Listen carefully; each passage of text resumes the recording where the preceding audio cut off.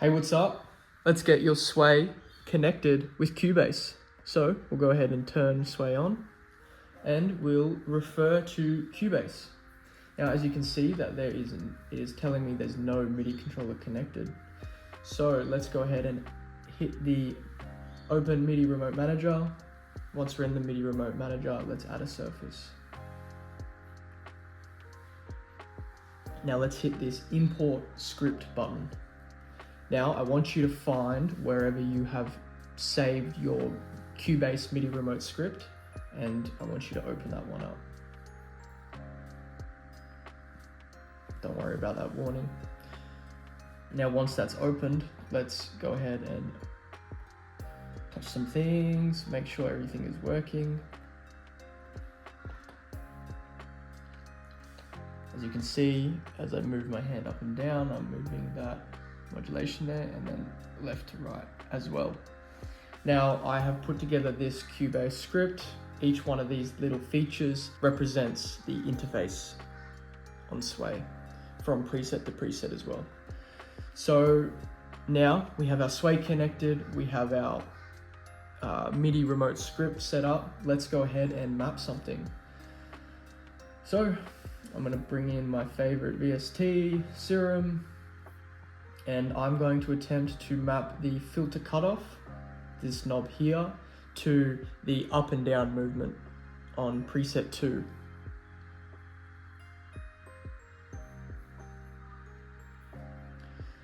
So what I want to do is I want to come over to this button here where it says mapping page, click that, and it will open the MIDI remote mapping assistant.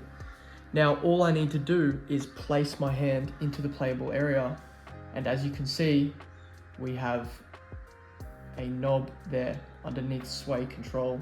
You can see that is linked to my hand movement.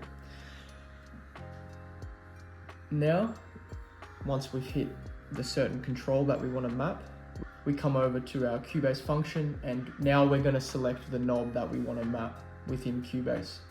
So as I said, I want to map the filter cutoff. All I need to do is move that around, and what you'll notice is it's popped up. Now notice that as I change the knob, that also changes there. So depending on what you want to map, just make sure you play around with it. Cool, now I want to click apply mapping. As you can see, that's popped up there. So let's go ahead and test it. Whoa, would you look at that? Cool, now let's go ahead and map the x-axis.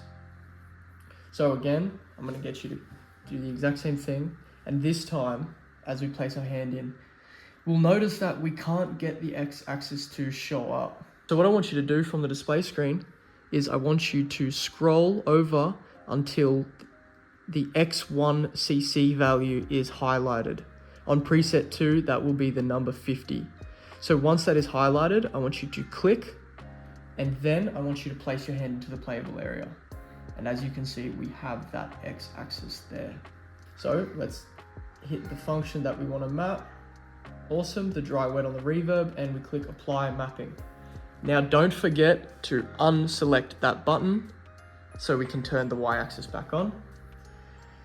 Now, as you can see, I'm controlling that reverb with the sideways movement and the up and down movement, the filter cutoff. Awesome, you've successfully set your Sway up and mapped something in Cubase. I'll also quickly show you what else this script has to offer. So in preset 1, we have nothing but notes. Cool, you can give that a little test. In preset 2, we have our X and Y with the first hand, and then as I introduce a second hand, we also have those knobs there. On the third preset, we have a 3x3 grid, note grid, and modulation on the right. As you can see, that knob is moving there. And on the fourth preset, we have 4 modulation columns. 1, 2, 3, and 4. As you can see, as I enter my hand, I'm also pressing a button down. So that is another mappable effect there. On preset 5, I have another note grid, and on preset 6, I have another set of X and Y tracking. Awesome, have fun.